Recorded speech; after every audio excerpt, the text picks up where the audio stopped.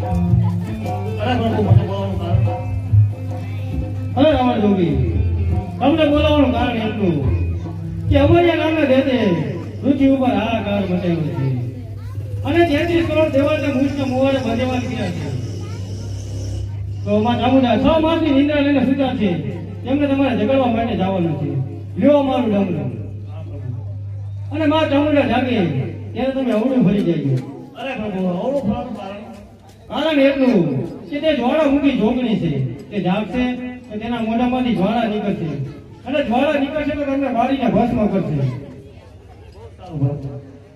આ છોટલાના ડુંગરા ઉપર 6 માસની નિંદ્રા લઈને સૌમાં સુતા છે. હાલમાં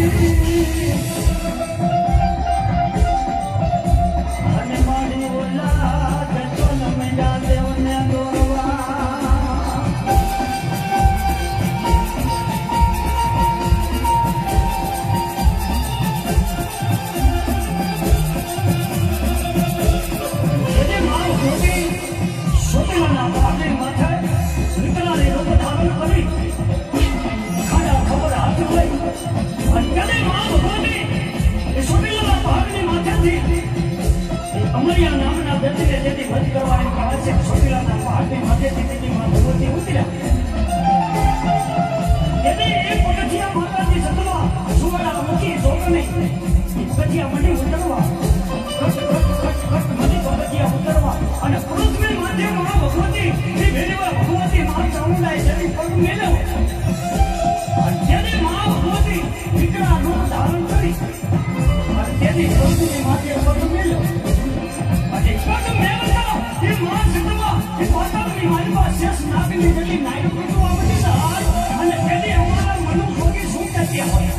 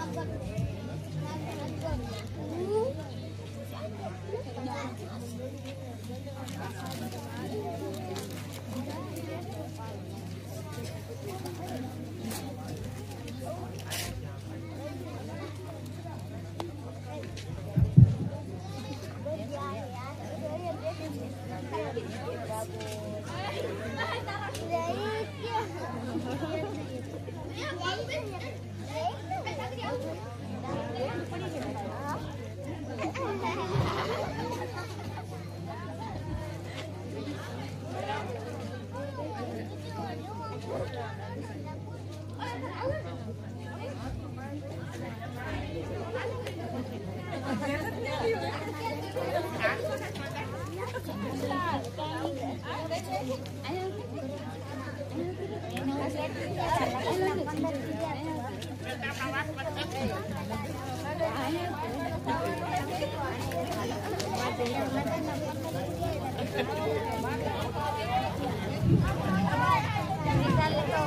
રાવણ જોગી, શું થયું?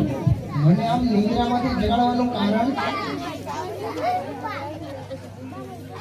અરે માં, મેં 6 મહિનાની અંદરમાં તો તમને વાતની જરાય કઈ ખબર જ નથી કે આ મને હમણાં દસે સાચે અત્યારથી થોડો જીવ નહીં દેવાન કર્યા છે માં, એટલે તમને ઝઘડવા નથી. અરે રાવણ જોગી, અમારી એને એટલી હિંમત કે 33 કરોડ દેવતાને મુશના મોરમાં ધ્યાન રાખ્યા છે.